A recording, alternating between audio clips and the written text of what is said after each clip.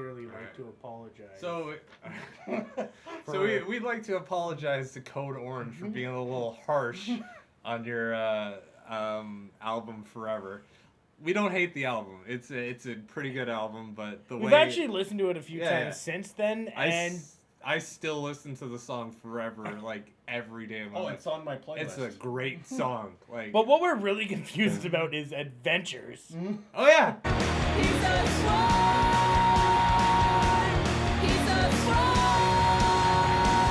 What the hell is that? Like, cool. No, like, I like the band Adventures. Like, rock, indie rock, whatever Adventures rolling whatever rock. Adventures is awesome. I like Adventures. We all like to have a They little were fun. adventure every once in a while. When I first saw that video that you sent me 2 days ago, I was like, whoa. Yeah. Cool. All right, this has been... Anyways, sorry, Code Orange. We didn't mean to be so harsh on your album review. We don't hate it. We don't hate it. It's great. We all right. And now for our Iron Maiden review. I mean, Judas Priest review. We also don't hate that. Yeah. Well, I mean, listen to that next. I gotta go. All right, goodbye. Welcome to Friday Night Ritual Podcast. Why do you get the whole microphone? I said, welcome. Welcome to Friday Night Ritual Podcast, where we spend a lot of time talking about good stuff, bad stuff, nonsense, playing games, and... Doesn't matter. Did you listen to the new Judas Priest album that came out moments ago? I believe I did. Hold on, why are you all man-spreading here? And look at this. My knees are like... Well, you've got the most feminine besides legs. So. Thank you. That's why you can fit in anywhere. Just put your legs on. Let me spread a little bit. So we spent the week... we spent like an hour listening to... We listened to the new Judas Priest album. It's called... Firecrackers. Firecrotch. Firepower? Fire. Did anybody actually write down the... I wrote down. It is Firepower. It is the title track. Wait a minute. Yeah. No. The first... It's... The title of the album is called and Fire, the first song is called Firepower. Firepower. So it's like power. So, power. Yeah, this new album came out yesterday, which was March 9th, 2018. You'll probably see this sometime in June, though. Or never.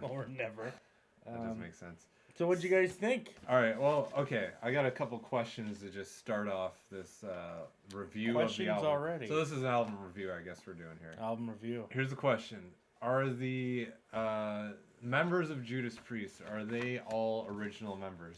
Does anybody know this question? KK Downing is not in the band anymore. Who's KK Downing? He was one of the founding guitar players. Okay. I think he retired in 11 recently. 19. I don't know if he retired or if there was bad blood or whatever. To be totally honest, I haven't listened to much. I haven't been a big Priest fan since growing up with Priest albums, I guess. So I don't know, but I know they're not the original lineup. Rob Halford, obviously. Glenn Tipton, I think. Who, weird fact, or sad fact, actually records this album that we're talking about, at 70 years old. Who? Glenn Tipton, the guitar player, one of the guitar players for the band. And he has a severe case of Parkinson's, or a case of Parkinson's that's escalated a bit, so he won't be touring with them. Which is sad. And I just found this out. Instead of replacing him with KK Downing, they just got the producer of Judas Priest to play guitar, which is a low blow to Downing. They should have at least asked him, do you want to do this tour? Because blah, blah, blah. He's too sick to play. So, is the drummer original? I don't know. Nobody cares about. Somebody's gonna comment below and be like, "These guys don't even fucking know."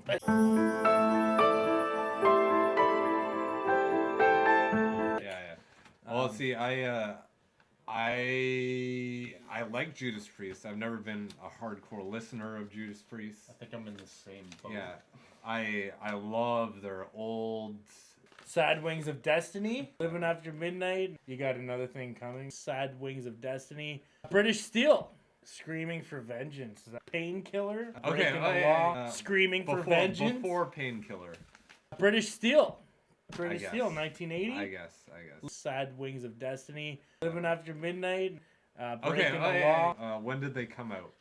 74, I believe. 74. Okay. Their big breakthrough album was 76's Sad Wings of Destiny.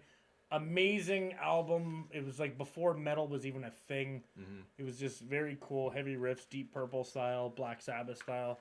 Loved it, start to finish. When did the evolution of their sound happen from when they were like kind of rock and roll metal to how they are now, like just a metal band?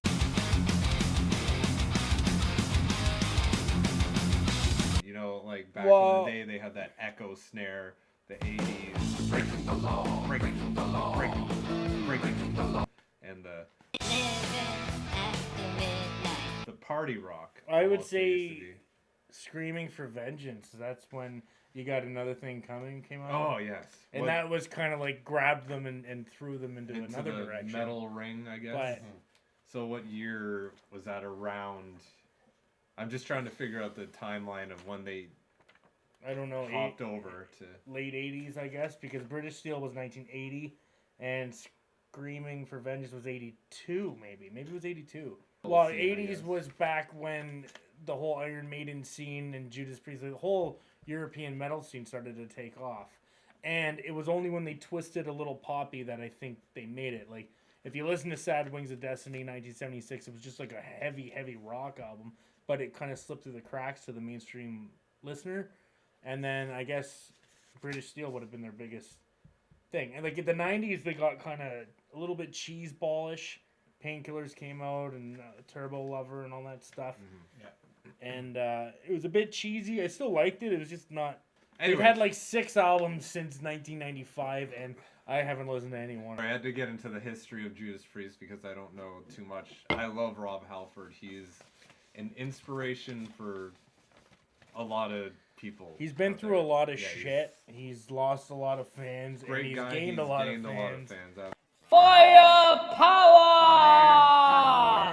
By Judas Priest. First, all right, so go. Okay. What do you think?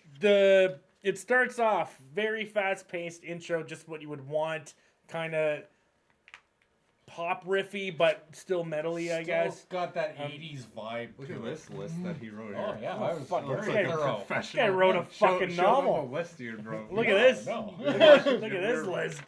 Okay, so He's got a like PowerPoint he presentation. works for Google or something like that. I don't know. Okay, they overused the first and third like diminished chords, like you know that first and third scale. I don't know exactly. They overuse that a bit, but they get back into their galloping roots, like the fucking.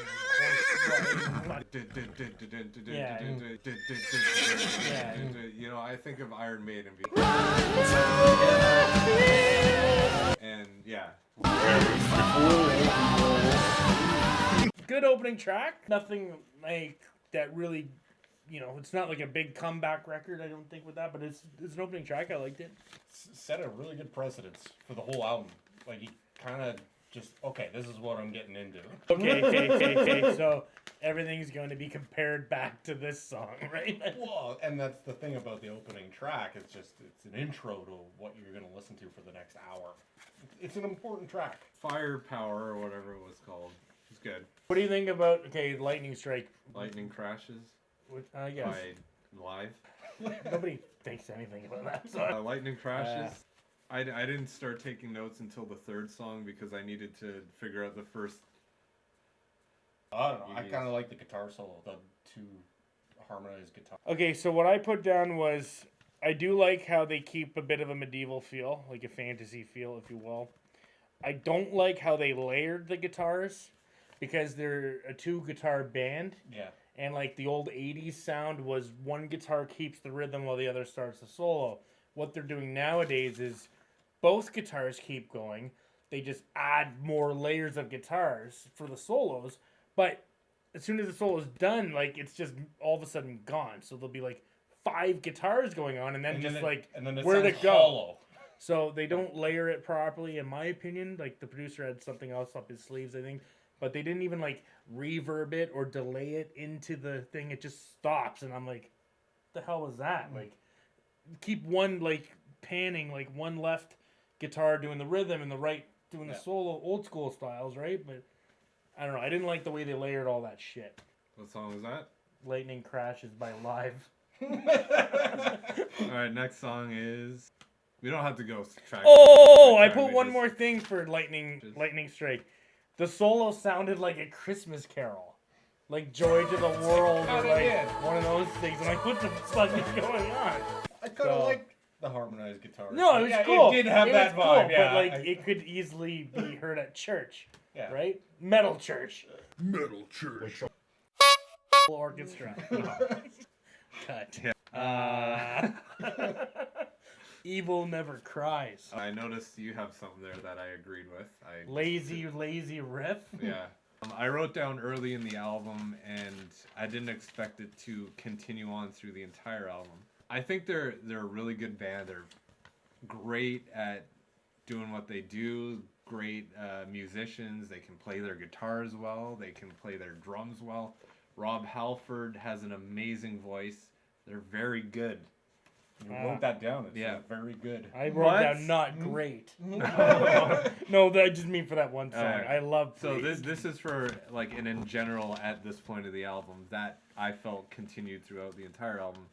I felt that it was very cookie cutter metal. It's like they found a Formula? Do it yourself a kit. formula exactly, and they're just kind of just playing it. It's a hobby now. We've gotten to this point. We've done everything that we can do at this point. We're not going to try anything new. We're just going to keep doing Pumping out the same shit. pumping out the jams. And I mean, there's nothing wrong with that. They're a great band. Well, it's like, but do you want them to change at 70 years old? No. Like, just keep going. I mean, do, but- do you really need another Judas Priest record, though? No. No, you don't. either. But okay, they're good, and I understand they're not taking any chances. I call this genre of metal that I came up with. I call it dad metal. Dad metal. Dad metal. This is Why what change? dads will like to listen to. We were But- talking about Trans Am, spiked jacket Yeah. dads. In the whatever year Whatever it is year now. it is. Okay. Whatever you want. I put down it because Rob Halford does this one scream, and it's like, oh, okay, but it does not showcase his range, or he's just that's what he does now. He's amazing, and he like I saw him live in 2015, and he could still hit the notes. But I felt as he was screaming on that song, I was like, in the 80s, my stereo would have exploded. Like, my head would have melted right off. But this, a little bit weaker, but again, what do you do? Like, One thing that I was looking at too, this was the first song I realized that every title of the song was just kind of emphasized in the chorus. So if the Yeah. song, if the song, like in What this song case, is was this? called "Evil Never Dies," There'll be a part in the chorus. "Evil never die," and the then next song, Necromancer. Yeah. I was like, "There's got to be one song So- on this album where that doesn't happen," but it didn't. So they find a word, ant fire. And Turbo Lover. Right? Breaking the law. Side note, before we go into the next track, what did y'all think about the artwork? Done by Claudio We Bergeman. looked it Oh up. wow! Claudio Congratulations. Bergeman. I'm not sure who that is, but props to him. I think So- it suited the album. Yeah, it looked like it was from 1980 or 2018. It's like a mech warrior that's on fire. RoboCop 2. I thought. RoboCop, I think Iron it's Giant, flying, and it's also got a flamethrower. Iron Giant, mech warrior, RoboCop, Mega 2, Man, RoboCop 2. 1950s robot. And with lots of flames. yellow and orange and red, which also reminds me of Screaming for Vengeance. Put a clip of both those album covers. But Alright, lots of nothing but fire. RoboCop 2. Giant robot. Specific Coming out riff. soon. Okay, so I put there's a part where it sounds like they're using like a solid state line 6 pod to get some of their clean tones. It sounds like absolute shit. Oh, like the Like the thinnest, shittiest clean guitar sound.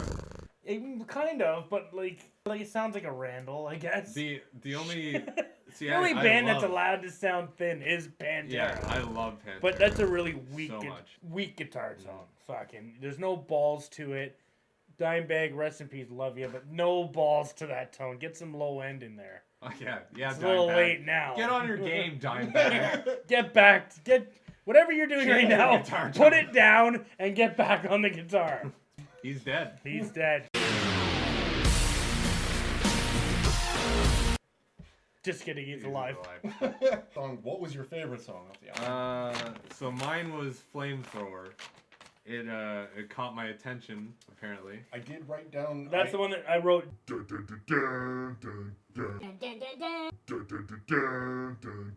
More rock and roll, but the bridge in the middle, I was just like, all right, it sounds like every other song. I really like Spectre, actually. Oh, Spectre. It had a cool breakdown in it. So the thing about Spectre is it made me want to listen to that monster truck.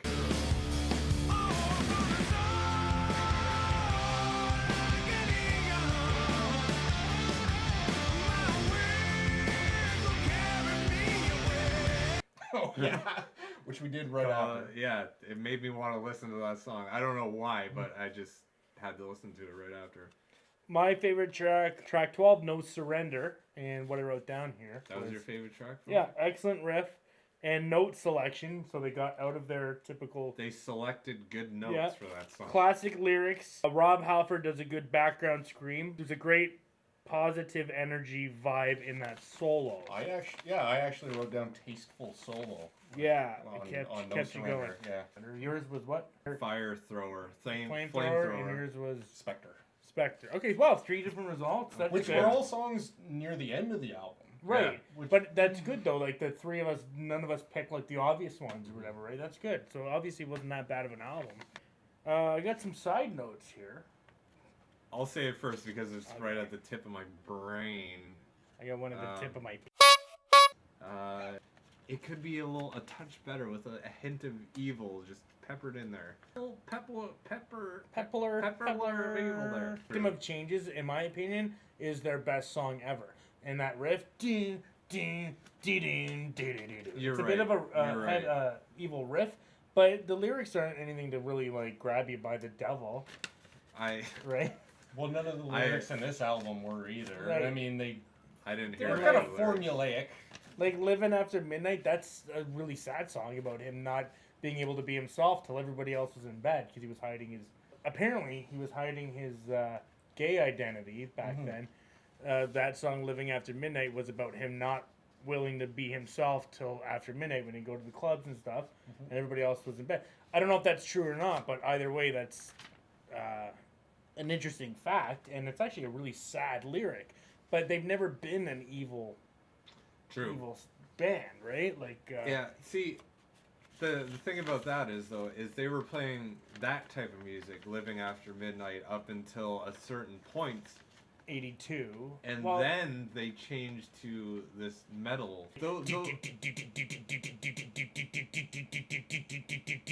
like Those songs have a certain sound to them, though. But then when you cross over to this genre It's of kind of fantasy metal, where they're telling a story about something that couldn't happen in real life and putting music to it. it's more along the lines of like real metal, Right. whereas the old stuff was rock and roll. I found.